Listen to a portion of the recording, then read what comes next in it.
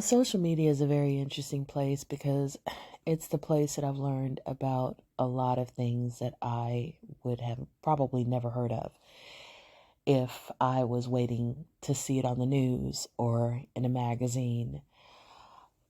And parenting is something that comes up on social media frequently. And I've seen two things recently that I don't have really an opinion about. I'm not raising kids anymore. So whatever works. I guess you could say I'm all for it. But I saw some videos about gentle parenting. Now I'm talking to you, telling you I know nothing about these ways of parenting. I've only literally been introduced to them recently. So this is just my initial impression, and it could be wrong, it could be limited, but gentle parenting, this idea of really, from what I'm seeing, like talking to kids and trying to save their feelings as you are redirecting them without being overly authoritative. So it sounds like a very interesting concept. I don't know how well it will work with kids that are more defiant than other kids, more oppositional than other kids. So I don't know enough about it to know if it's effective. But kids that are generally compliant, it probably might be a good way of parenting them. And then I saw another video of a woman who was a therapist, and she was a family and marriage therapist, and her and her husband were raising their kids in what they called a non-authoritative parenting style. And so she was basically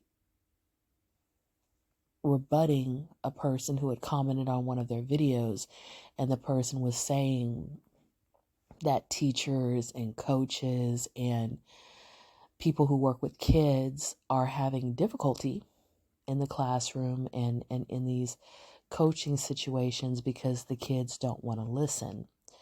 Now, as a teacher for 29 years, going on 30 years, and as a substitute recently for the last 8 or 9 months, of course I've seen this, and I've seen the not wanting to listen increase over the years. So of course I know exactly what they're talking about. And then this person was talking about the level of disrespect is increased, which again, I can attest to having seen that in my own personal life and my own experiences as a professional in the educational field. By my personal life, I mean like when I'm out and about grocery shopping, doing whatever, and I see sometimes kids interacting with parents. That's what I mean.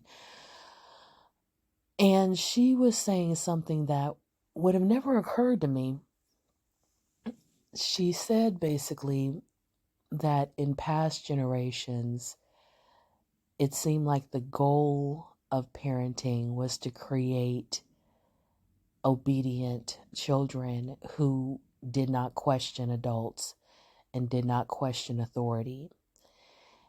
And that doesn't prepare children for adulthood very well, because sometimes you end up with adults who don't think for themselves, don't question authority, feel like the people in charge must know what they're doing. And so I'm just going to follow them and I'm just going to be obedient to them.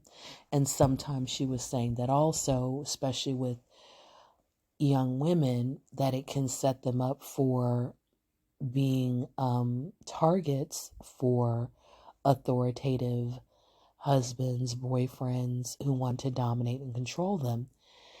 Now, this is not a thought that ever crossed my mind, but I could see how she might have a point. And so she was basically saying that her goal as a parent is not to create a compliant child who obeys everybody that's in authority but to create a child who is respectful and does understand and recognize what rules are and consequences, but also advocates for him or herself and expects to be treated with a certain level of human dignity. And she was saying that to think that kids shouldn't expect these things is a failure of society and is not a bad mark on the parent for a parent to be raising a child who isn't compliant every single time in every single circumstance. So I could see her point. I think that, again, there's balance in everything. You have to, a lot of things are situational. You know, the way you speak, it can be situational. The way you act can be situational. So, you know, there are times to be assertive and there are times to be compliant, you know, so I think we have to teach kids that as well.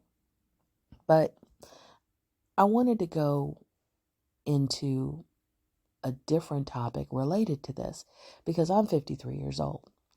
And I recently, maybe 2 years ago, started doing inner child meditations. And what I realized when I was doing that, and it goes right back to what this whole conversation is about parenting, I realized that as I was doing these inner child meditations, as I was doing these visualizations of my inner child and things that happened to me as a kid and as a teenager that kind of shaped me and molded me, that I had lost my voice. Now, I've spoken about losing my voice in my marriage many, many, many times, you know, in both my marriages, losing myself, being codependent. But it goes deeper than that, you know, and I realized that I had to give myself permission to be that little kid. Even though I'm an adult, there's things that that little kid wanted that I didn't give myself permission to have because adults around me didn't give that kid permission to have it. The fun, the excitement, the bubbliness, you know, they tempered that down. They wanted me to be more controlled and more compliant and quieter and out of the way.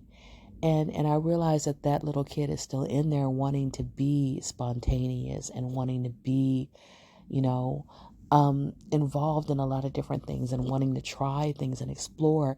And I just decided I'm going to give that inner child me permission to do a lot of things that it never got permission to do. May you walk in